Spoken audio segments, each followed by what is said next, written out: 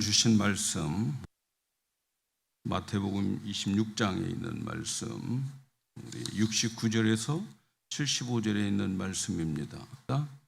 베드로가 바깥들에 앉았더니 한 비자가 나와 가로되 너도 갈릴리 사람 예수와 함께 있었도다 하거늘 베드로가 모든 사람 앞에 부인하여 가로되 나는 내 말하는 것이 무엇인지 알지 못하겠노라. 앞문까지 나아가니 다른 비자도 저를 보고 거기서 사람들에게 말하되 이 사람은 나사렛 예수와 함께 있도다 하매 베드로가 맹세하고 또 부인하여 가로되 내가 그 사람을 알지 못하노라 하더라. 조금 후에 곁에 섰던 사람들이 나와 베드로에게 이르되 너도 진실로 그 당이라 내 말소리가 너를 표명한다 하거늘 저가 저주하며 맹세하여 가로되 내가 그 사람을 알지 못하니라 하니 닭이 곧 울더라. 이에 베드로가 예수 말씀에 닭 울기 전에 내가 3번 나를 부인하리라 하신 것 생각나서 밖에 나가서 심히 통곡하니라. 아멘. 할렐루야. 오늘 제목은 회복시키시는 하나님. 오늘 이 말씀을 듣는 여러분들에게 인생이 회복되어지는 복된 시간 되기를 축복합니다. 우리들이 신앙생활을 하면서 착각하는 게 있습니다. 그것은 우리가 신앙생활을 오래 하고 또 어떤 영적 지도자가 되면 실수를 하지 않고 죄도 짓지 않는 것으로 생각을 합니다. 실패하지도 않는 삶을 살 것이라고 생각을 합니다. 특별히 오랫동안 신앙생활 하신 분들을 대할 때, 그리고 특별히 유명한 영적 지도자들을 생각할 때에 저 사람들은 실수하지 않을 것이다. 저 사람들은 죄를 짓지 않을 것이다. 이렇게 생각합니다. 그러면서 그 사람들이 실수를 하면 엄청난 시험에 들어요. 그리고 그 사람들을 증오하고 미워하고 그리고 그 사람의 모든 지금까지 쌓았던 모든 업적들이 믿어지지가 않는 거예요. 믿어지지가 않아요. 인정하고 싶지가 않습니다. 나는 실수하지 않는 사람처럼 생각하면서 저럴 수가 있냐 이렇게 생각을 합니다. 이 세상 모든 사람들은 실수하지 않는 사람이 한 사람도 없어요. 죄짓지 않는 사람이 한 사람도 없어요. 오직 예수님 한 분만 실수도 없고 죄도 짓지 않으셨어요. 그 외에는 아담으로부터 지금까지 모든 사람들은 다 실수를 하고 실패를 하고 죄를 짓습니다. 물론 하나님은 실수하고 실패하고 죄를 지은 사람들을 아무 일 없는 것처럼 대하시지는 않아요. 하나님은 그들에 대한 그들의 실수, 실패, 하나님의 마음 상함 이런 것들을 완전히 불쾌하게 표출하고 서운함을 우리에게 보여주십니다. 그리고 그 책임을 반드시 물어서 혹독한 징계를 하십니다. 여러분, 이 세상에서 어떤 사람이 죄를 지으면 이제 그를 잡아서 재판을 해서 그의 죄값만큼 감옥에 살게 하거나 아니면 그의 죄값만큼 벌금을 그에게 내리게 되는 거죠. 그래서 그 사람은 감옥에 가고 벌금 내고 끝나는 거지요. 그런데 말이죠.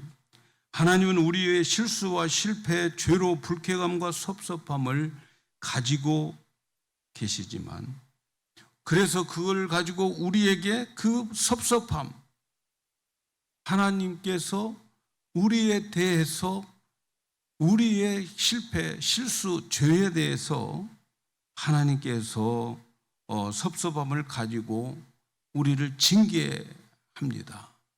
그러나 중요한 것은 하나님은 우리에게 징계를 해서 감옥에 들어가게 하는 것으로 끝내지 않는다는 것이 성경의 말씀입니다.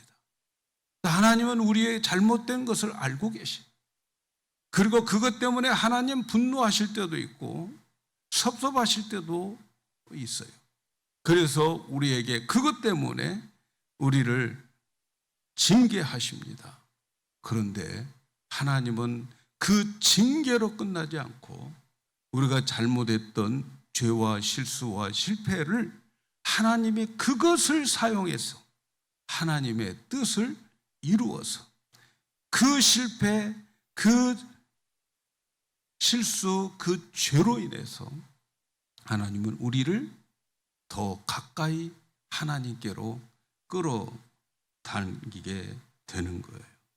그래서 그 실패한 것 때문에, 그 실수한 것 때문에, 그 죄 때문에 하나님을 더 가까이 가게 되고 하나님의 은혜를 더 깊이 알게 되고 하나님의 사랑을 더 깊이 알아가게 이끌어 주십니다. 성경을 보면 얼마나 많은 경건한 사람들이 저지른 실수에 대한 이야기를 많이 하고 있어요. 그래서 그 실수로 인해서 그 사람 자체가 연단을 받지만 그런데 하나님은 그의 실수와 그의 허물과 그의 죄의 이 모든 것들을 이용하셔서 하나님께서 더 가까이 이끌어 주시는 것을 우리는 보게 됩니다. 그래서 성경이 소개한 하나님, 이 하나님은 우리를 심판하시는 하나님이 아니고 우리를 치유하시는 하나님으로 우리에게 소개를 하고 있어요. 우리는 하나님 하면 심판의 하나님만 생각하잖아요. 그런데 성경에서 말하는 지금의 하나님은 심판의 하나님이 아니시고 치유의 하나님이시다 하는 것을 소개하고 있어요. 그래서 우리의 어떤 실패와 실수와 죄가 하나님을 섭섭하게 할지라도 하나님은 얼마든지 성숙한 자녀로 회복시켜 주시는 그런 하나님을 우리에게 소개해 주고 있습니다. 혹시 오늘 여러분 가운데에 나는 엄청난 실수를 했고 나는 실패한 인생이고 나는 하나님의 마음을 아프게 하고 실망시킨 자라고 생각이 드십니까? 그래서 과거의 일로 인해서 회복되지 못할 것이라고 생각하는 분이 계시다면 오늘 이 시간 이 하나님을 꼭 만나고 돌아가셔야 됩니다. 하나님을 만나는, 치유의 하나님을 만나는 복된 시간이 되기를 축복합니다. 우리가 만나는 하나님은 심판하는 하나님이 아니고 회복시켜 주시는 하나님입니다. 지금 우리 하나님은 우리를 심판하고 계시는 게 아니에요.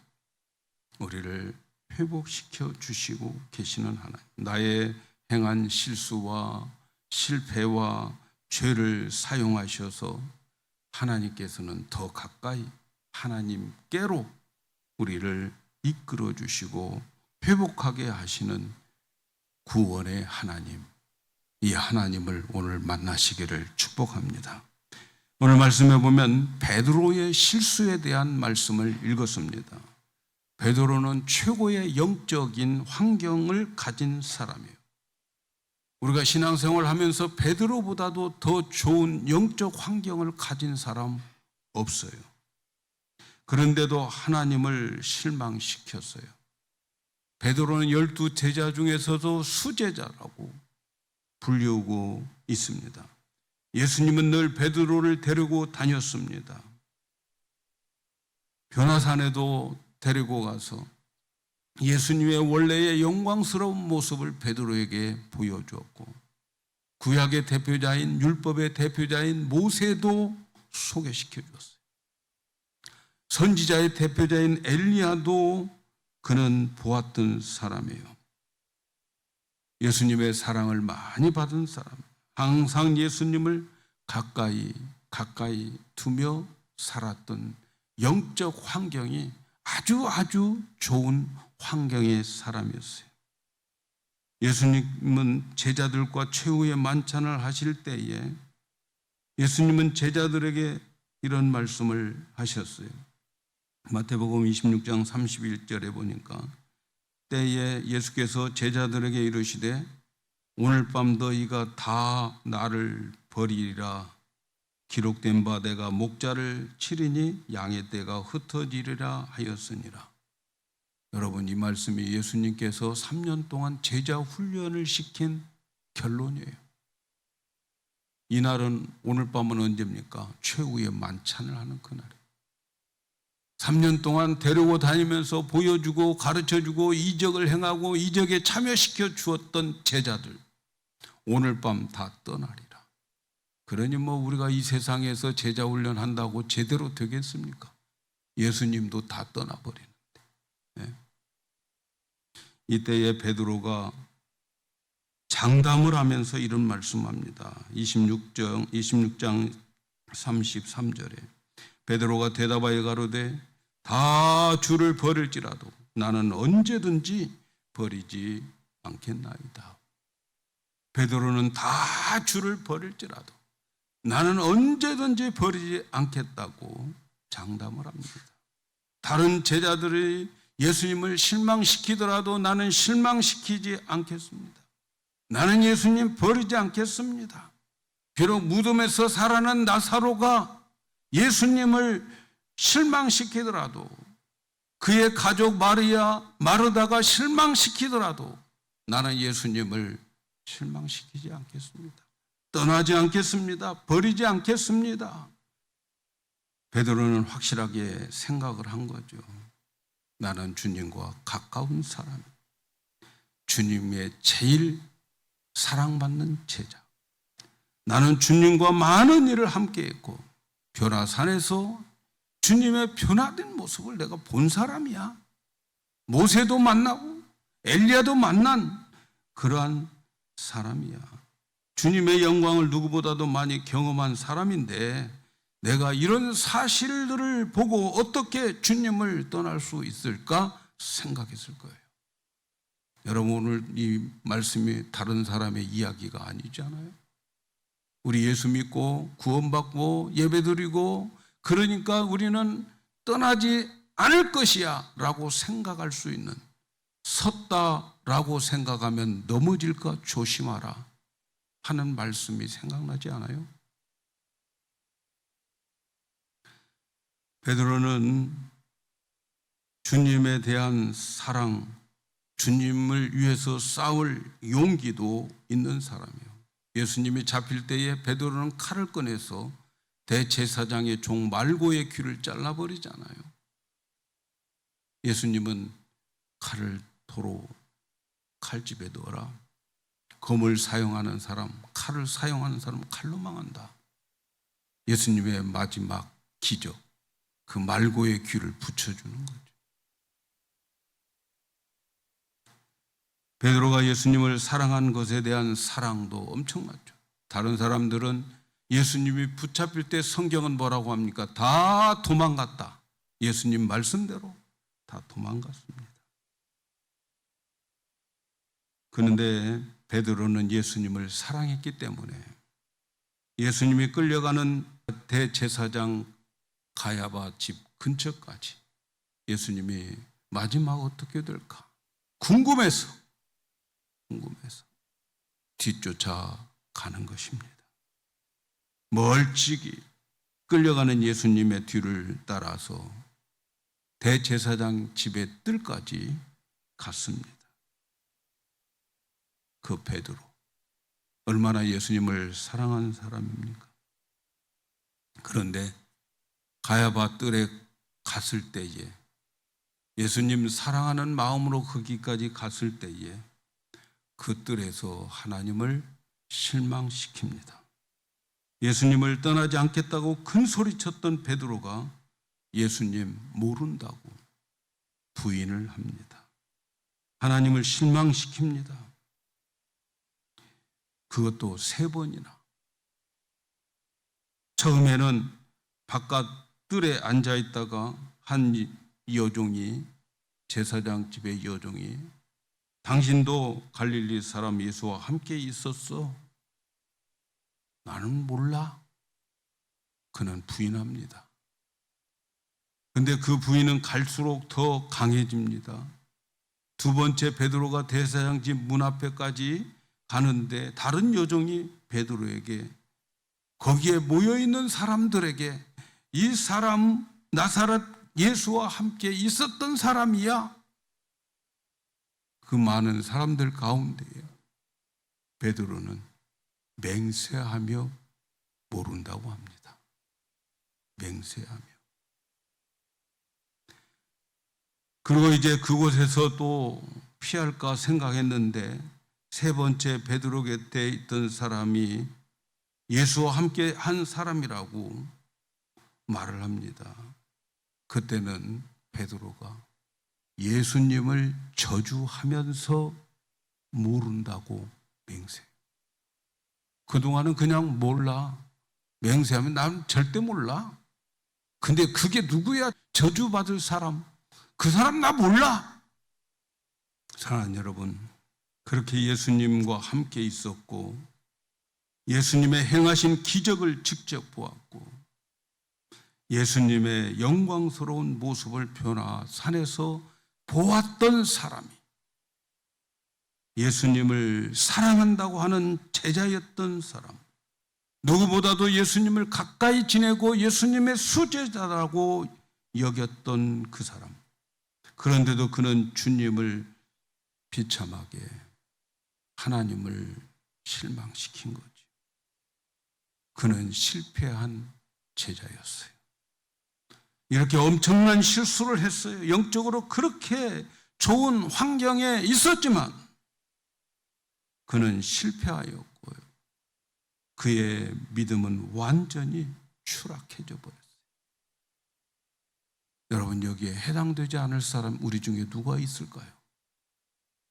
우리 중에 누가 나는 예수님을 부인하지 않겠다고 장담할 수 있는 사람 어디 있겠어요? 이제 예수님은 온 인류를 위해서 십자가를 지시고 못 박혀 돌아가십니다. 그리고 무덤에 묻혔다가 3일 후에 예수님 부활하셔요. 그리고 도망갔던 제자들, 무서워서 덜덜 떨고 있는 제자들이 모여있는 그곳에 나타나셨어요. 여러분, 그 모습을 볼 때 제자들 중에서도 누가 제일 괴로워했을 것 같아요? 베드로가 아니겠어요? 다른 사람들은 그냥 도망가고 끝났는데 나는 어쩌다가 예수님의 궁금해서 뒤쫓아가다가 예수님을 저주해버리고 맹세하는, 모른다고 맹세하는 존재가 되었는가? 부활하신 예수님 앞에 얼마나 멋쩍었겠어요? 가장 수제자라고 인정받았던 베드로, 어쩌면 다른 사람들은 모를지 몰라요. 왜? 자기 혼자만 쫓아가서 당한 일이기 때문에. 그러나 베드로의 심정은 편안하지 않았을 거예요. 제자들 중에서도 가장 괴로운 제자였을 거예요. 그래서 요한복음 21장에 보면은 베드로가 먼저 나서서 이런 말을 합니다. 나는 물고기 잡으러 가노라. 제자들에게 말해요. 부활하신 예수님 만났지만 나는 물고기 잡으러 가노라. 옛날 직업으로 돌아가겠다는 거예요. 업으로 돌아가겠다는 거예요. 그러니까 베드로와 함께 멋쩍은 제자들이 6명이나 따라와요. 갈릴리 바다에 가서 옛날로 돌아가서 고기를 잡고 있습니다. 밤새도록 고기를 잡아요. 그런데 안 돼요. 잘 잡히지가 않아요. 그때 예수님이 나타나셔서 그들과 함께 아침을 먹고, 그리고 예수님께서는 사랑하는 제자 베드로에게 묻습니다. 하나님을 크게 실망시켰고 자기를 실망시켰던 베드로를 예수님은 찾아가서 그에게 질문을 합니다. 요한복음 21장 15절에 저희가 조반 먹은 후에 예수께서 시몬 베드로에게 이르시되 요한의 아들 시몬아 내가 이 사람들보다 나를 더 사랑하느냐 하시니 가로되 주여 그러하오이다. 내가 주를 사랑하는 줄 주께서 아시나이다. 내 양을 먹여라. 예수님은 제자로서 가장 실패한 베드로에게 묻습니다. 요한의 아들 시몬아 내가 이 사람들보다 나를 더 사랑하느냐. 오늘 우리에게 묻는 질문이기도 하죠. 주위에 있는 다른 내 주위에 주님보다 더 사랑하는 것 있어요, 없어요? 하나님이 2등일 때가 많잖아요. 이 사람들보다 더 나를 사랑하느냐? 베드로는 사랑한다고 주님 아시지 않아요? 그렇게 말합니다. 근데 한 번만 물으면 되는데 또 두 번째 또 물어요. 네가 나를 사랑하느냐? 내가 나를 사랑하느냐? 또 물어요. 그리고 세 번째 또 물어요. 이때 베드로는 심각해지는 거예요. 하나님이 나를 사랑하냐고 세 번째 물을 때에 자기가 예수님을 사랑한 것 같은데 나의 삶은 사랑하지 않아요. 부인했어요. 저주하며 모른다고 맹세했어요. 그러한 자신이었어요. 그래서 말을 바꿔요. 내가 주님 사랑하는 줄 주님이 아시지 않습니까? 그 말의 뜻이 뭡니까? 내 마음으로는 주님을 사랑하지만 내 행위로는 주님을 부인하고 있는데 자신, 이것이 나의 모습인데 주님 아십니다. 그러나 내 마음은 주님을 사랑하고 싶고 주님을 사랑합니다 라고 하는 고백이잖아요. 지금 주님은 바로 이런 베드로를 책망하는 게 아니에요. 베드로를 다시 세우고 계십니다. 그가 실패했던, 부인했던 그 실수를, 그것을 이용해서 이제 그를 세워서 사명을 맡깁니다. 그 실수로 인하여서 그는 그 사명을 받아요. 그 실수로 징계를 받는 게 아니고 하나님이 그 실수를 이용해서 그에게 사명을 주십니다. 내 양을 먹여라. 내 양을 치라. 그리고 실패한 자의 미래에 대한 예언을 해 주십니다. 젊었을 때는 네 마음대로 할 수 있겠으나 그러나 네가 늙으면 네가 원하지 않는 곳으로 가야 되고 그곳에 가서 네가 팔을 벌리며 이제 순교를 당할 것이다. 베드로는 마지막 때에 십자가에서 묶여서 거꾸로 매달려서 그는 순교를 당하게 되었다고 전해지고 있습니다. 실패한 자를 하나님은 그를 다시 일으켜 세워서 충성된 종으로 순교의 자리까지 갈 수 있도록 이끌어 주십니다. 하나님은 우리의 실수와 실패, 죄를 하나님의 목적을 위해서 사용하십니다. 성경을 보면 하나님은 우리가 실패하고 실수한 것을 가지고 우리를 연단하시고 일꾼으로 만들어가는 이야기들이 얼마나 자주자주 기록되어 있는지 모릅니다.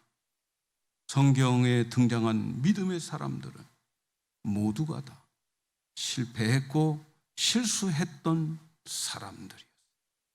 우리 믿음의 조상 아브라함을 기록하고 있잖아요.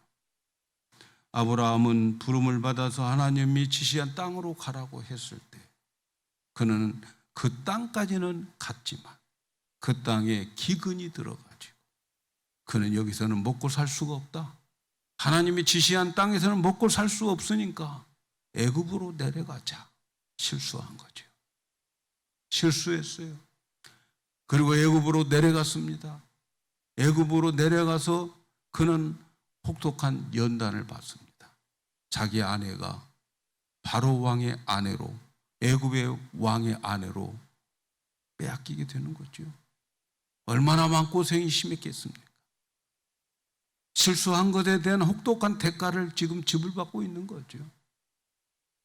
그럼에도 불구하고 하나님은 그의 실수를 다시 일으켜서 그의 아내를 도로 찾아주고, 마침 그 실수로 인해서 거기 가서 아내를 뺏김으로 인해서 이상하게 물질의 축복을 받게 되는 거예요. 그리고 다시 가나안 땅으로 오게 되는데 하나님은 그의 실수로 애굽에 갔던 그것을 사용해서 절대로 가나안 땅을 떠나지 못하게 만드셨어요. 아브라함은 가나안 땅을 떠나지 않습니다. 아브라함에게 하나님께서 아들을 준다고 약속해 주셨어요. 아들을 약속받았어요. 그리고 그 아들을 이제 얻기 위해서 기다리고 있는데 아들을 10년이 될 동안 아들을 안 줘요. 그래서 그들은 인간의 머리로 하나님의 섭리를 돕자 생각한 게, 자기에게서는, 그 사라에게서는 아들을 낳지 못하니까 몸종을 통해서 하나님의 그 뜻을 이루자라고 생각한 거죠. 하나님의 섭리를 인간적인 생각으로 이루려고 했던 거죠. 그래서 실수로 그들은 이스마엘을 낳게 되고, 이스마엘을 낳음으로 인해서 혹독한 연단을 받아요. 가정이 평화가 없어요. 결국 이스마엘을 내보내게 되는 그러한 일들을 당하게 되지요. 그래서 그는 그러한 실수를 하나님께 범했지만 이스마엘을 낳고 난 다음에 13년 동안 하나님은 그들에게 나타나지 않습니다. 이 13년 동안 하나님은 그들의 실수를 통해서 그들에게 때를 기다리는 법을 가르쳐 주신 거예요. 하나님의 약속은 때가 있는 것이다. 그 때를 기다려라. 인간의 방법으로 하나님의 섭리를 만들려고 하지 말라는 거죠. 마침내 때가 되어서 100살 때에 아들을 얻게 되는 그러한 하나님의 그들을 인도하심을 보면 실수를 안 해서가 아니라 그들의 실수, 그들의 잘못, 실패한 것을 가지고 하나님은 하나님께서 하나님의 뜻대로 그들을 믿음의 사람으로 만들고 하나님께 더 가까이 끌어당기는 은혜를 베풀어 주시는 거예요. 모세가 말이죠, 40살 때에 얼마나 왕성한 나이입니까? 바로의 왕자로 자라고 그 애굽의 가장 막강한 나라의 왕자로 있을 때 자기는 자기 민족을 해방시키겠다, 히브리 백성들을 해방시키겠다라고 생각을 했어요.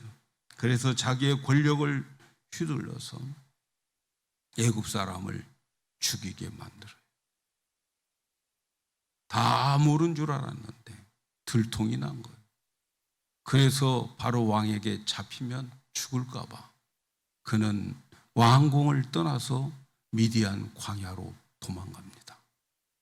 그리고 그 미디안 광야에서 40년 동안 그는 훈련을 받습니다. 40년 동안 그곳에 있으면서 하나님은 그의 실수, 살인했고 자기의 권력으로 자기의 힘으로 히브리 사람들을 해방하려고 했던 그 모든 것들을 다 무너지게 만들어요. 자부심과 허영심을 사라지게 만들어요. 그의 실수로.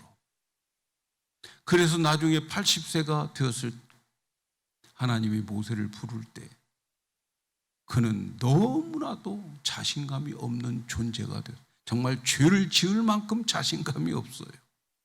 그런 사람으로 하나님은 그의 실수를, 그의 실패를 사용해서 이제는 온전한 하나님의 지도자가 되는 그러한 것을 볼 수가 있어요.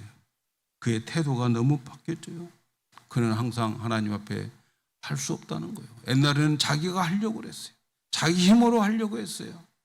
근데 80세가 되고 난 다음에 하나님은 그의 실수를 사용해서 하나님의 위대한 지도자로 만든 거예요. 겸손한 지도자, 온유한 지도자로 만든 거예요. 성경은 말하지요.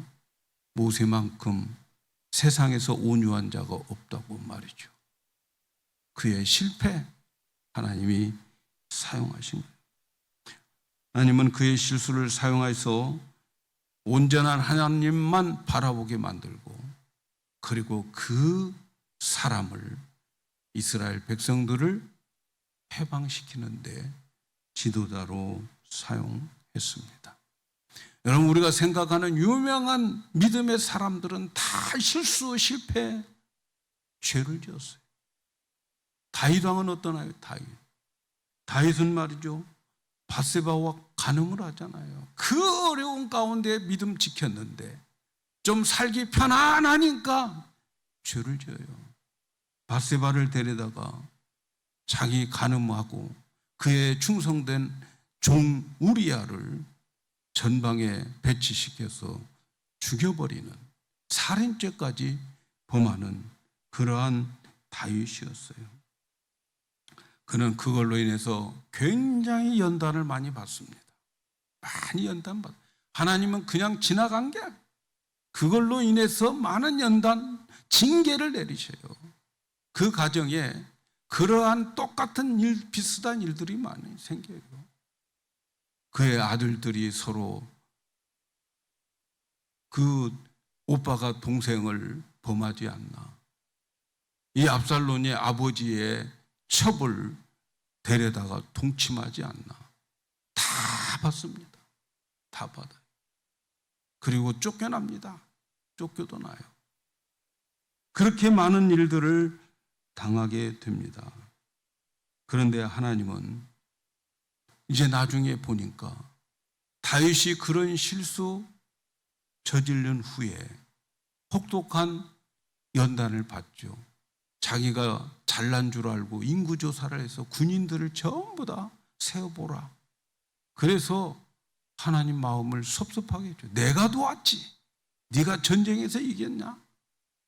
너희들이 전쟁에서 이긴 거 숫자나? 하나님이 도우신 것이지.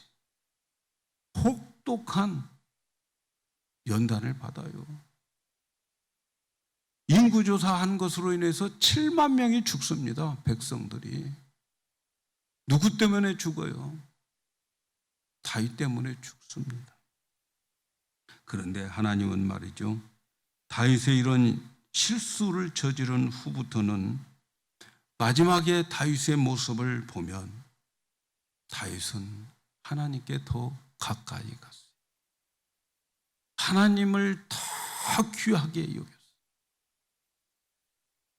하나님은 다윗의 실수를 하나님의 마음에 합한 사람으로 만들어 가신 거죠. 선지자 중에 요나 선지자 이야기 잘 알죠. 하나님의 명령을 부름을 받고도 도망치는 실수를 하게 되잖아요. 그래서 그는 큰 물고기 뱃속에 들어가게 됩니다. 그는 물고기 뱃속에서 뭐 했어요? 회개했어요. 기도했어요. 그리고 그가 살아납니다. 그리고 살아난 뒤에 그는 니느웨에 가서 사명을 잘 감당합니다. 그가 실수했던 것 하나님은 그걸 사용하시고 그래서 그를 하나님의 사람으로 종으로 만들어서 사명 감당하게 했습니다. 사랑하는 여러분, 하나님은 실수하고 실패하고 죄 지은 사람들과 함께 존재하십니다. 함께 살아가십니다. 그래서 하나님은 우리의 심각한 실수에도 하나님은 사용하셔서 선을 이루시는 하나님이십니다. 이 세상은 실수를 하지 않는 사람은 하나님 사용하지 않아요. 왜냐하면 실수하지 않는 사람 없어요. 실수합니다. 사람들은 분명히 실수를 저질렀지만, 그러나 하나님은 그 실수를, 그 죄를 통해서 하나님의 은혜를 깨닫게 하고 더 하나님을 의지하게 하고 하나님을 더 매달리게 만드십니다. 어떤 때는 그런 실수가 없었다면 저 사람은 저 정도의 수준에 못 올라갔을 것이다 생각될 때가 많이 있어요. 여러분 스스로도 그렇게 느낄 수 있어요.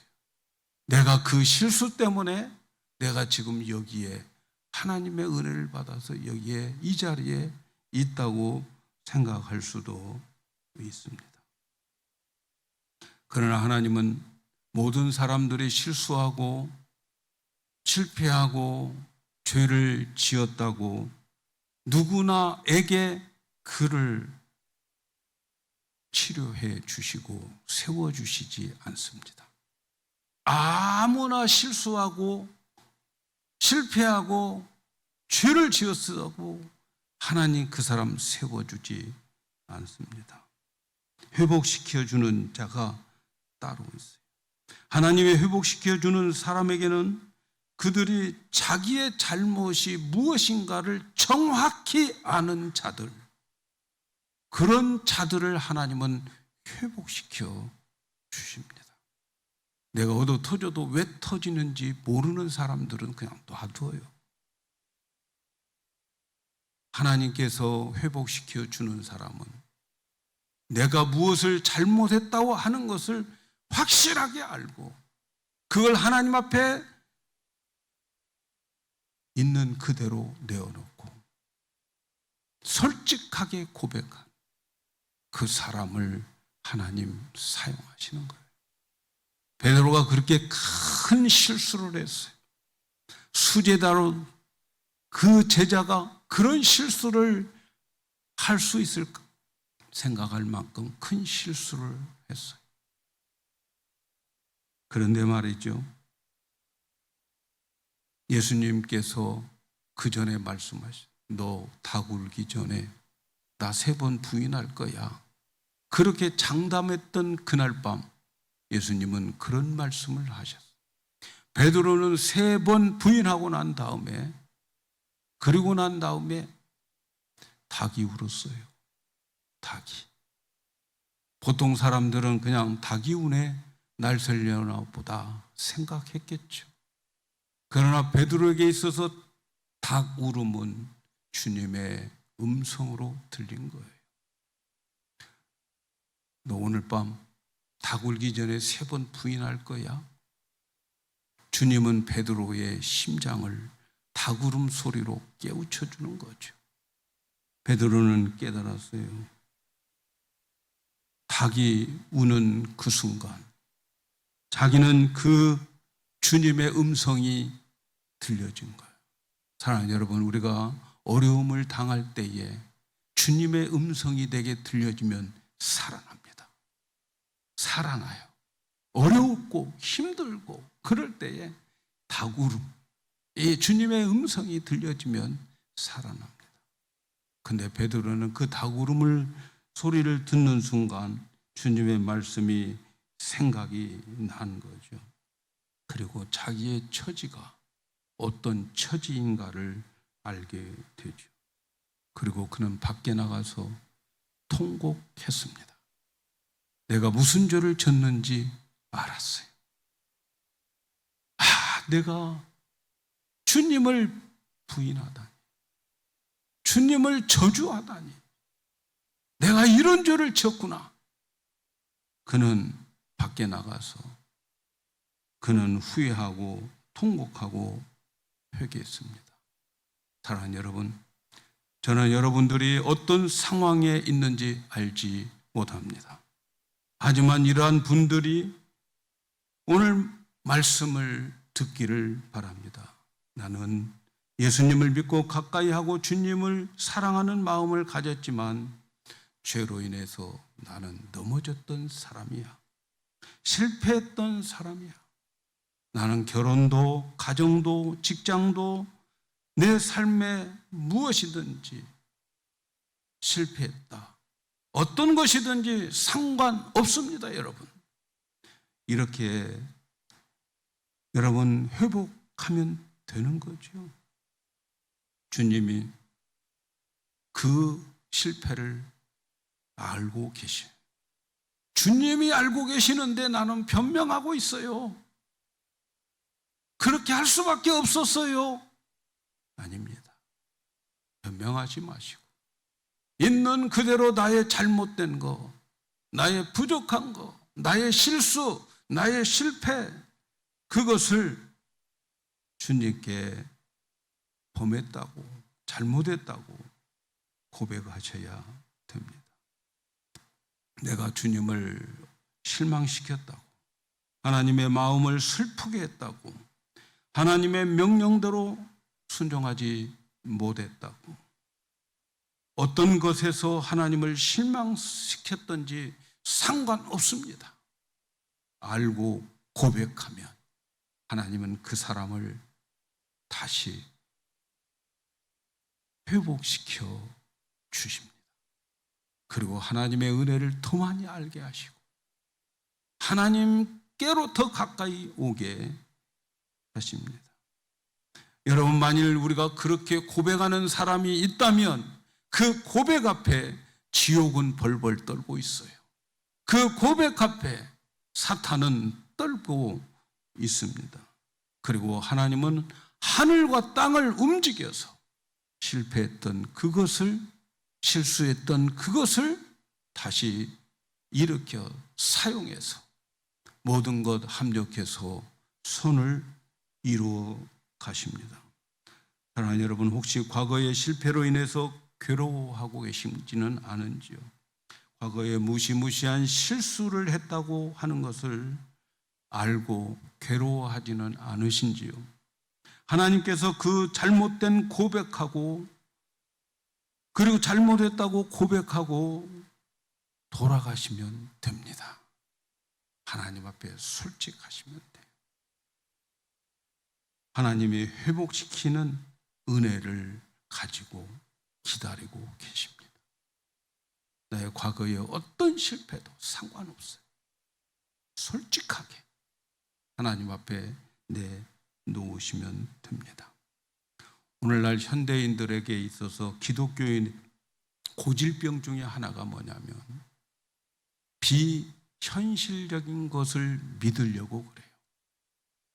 여러분, 비현실적인 것이 뭡니까? 예수 믿으면 만사 형통, 예수 믿으면 꽃밭, 예수 믿으면 모든 고통들 사라진다 하는 것들 말하는 거죠.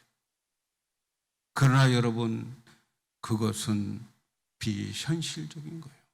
신앙생활은 이 땅을 우리는 받고 살아가고 있고 이 현실 속에서 우리가 살아가고 있음을 여러분 놓치지 마시기를 바랍니다. 이 땅은 마귀가 득실거리고 내 안에 죄가 임재해 있습니다, 여러분. 바울도 그걸 고백하잖아요. 예수님, 성령님만 내 안에 임재하는 게 아니라 이 육체 안에 죄도 임재하고 있고, 그래서 우리는 살아가는 것이 죄입니다. 살아가는 것이 우리에게는 실수가 있고 실패가 있습니다. 아무런 실수도 안 하고 사는 자처럼 살지 마시기 바랍니다. 전부 다 실수하고 실패하고 죄를 짓고 있습니다. 이것이 현실입니다. 이 현실을 무시하지 마세요.